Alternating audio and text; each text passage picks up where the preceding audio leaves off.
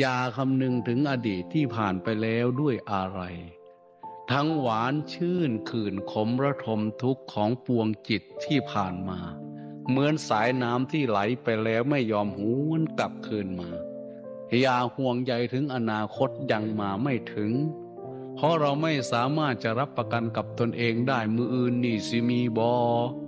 มันเป็นสิมับสบอจังน้อยนี้ว่าสันเพียงบอกว่าไม่พึงคำนึงถึงอนาคตที่ยังมาไม่ถึงปัจจุบันนันจะโยธรรมังตัทธวิปัสสติอะสังหิรังอะสังกุปปังตังวิทรามนพลูหาเยผู้ใดเห็นธรรมที่เกิดขึ้นเฉพาะหน้าในที่นั้นๆอย่างแจ่มแจ้งไม่งอนแง่นคลอนแคลนพึงพ่อพูนอาการเช่นนั้นไว้คำนี้มีความหมายลึกซึ้งอะไรล่ะคือธรรมที่เกิดขึ้นเฉพาะหน้ามันเกิดอยู่เดี๋ยวนี้ธรรมนั่นแปลว่าทุกสิ่งทุกอย่างจึงเรียกว่าธรรมอันลมหายใจเข้านั่นก็ธรรมลมหายใจออกนั่นก็ธรรม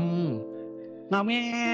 อยู่นี่ตั้งแต่เกิดจนป่านนี่บ้านได้เศร้าเมื่อยจะเถื่อนนี่เฉพาะหน้านี่หู้มันเขาจึงว่าเห็นธรรมที่เกิดขึ้นเฉพาะหน้าในที่นั้นๆอยู่นี้ก็หันใจอยู่นี้อยู่หันก็หันใจอยู่นั้นไม่งอนแง่นคลอนแคลน